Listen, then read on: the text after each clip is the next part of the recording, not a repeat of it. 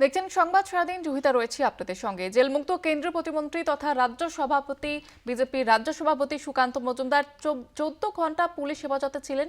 সুকান্ত মজুমদার ব্যক্তিগত বেল বন্ডে সই না করে অবশেষে জেল মুক্তি। কসবা ধর্ষণ কাণ্ডের প্রতিবাদে পথে নামেন সুকান্ত মজুমদার এবং গতকালই সেখান থেকে সেই বিক্ষোভ কর্মসূচি থেকে তাকে আটক করা হয়েছিল। সঙ্গে সঙ্গে বেশ কয়েকজন বিজেপি কর্মী সমর্থককেও আটক করা হয়েছিল যারা বিক্ষোভ দেখাচ্ছিলেন এবং অবশেষে জেল মুক্তি সুকান্ত মজুমদারের। আপনাদের জানিয়ে রাখবো, জেল মুক্ত কেন্দ্রীয় প্রতিমন্ত্রী তথা রাজ্য বিজেপির সভাপতি সুকান্ত মজুমদার।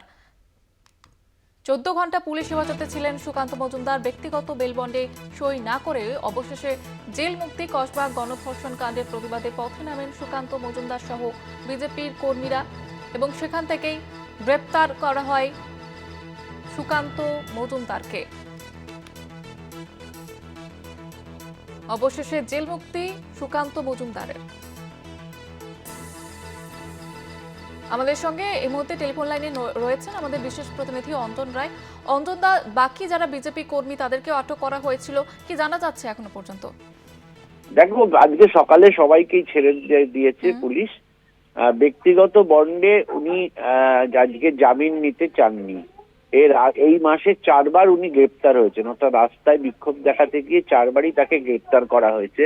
ফলে উনি চেয়েছিলেন যে এইবারে গ্রেপ্তারে তাকে যেন ব্যক্তিগত বন্ডে নেবেন না। ফলে সারা রাত উনি সহ বিজেপি নেতা কর্মীরা সারা রাত লালবাজার লকআপে ছিলেন। অবশেষে আজ সকালে তাদেরকে ছেড়ে দেওয়া হয়।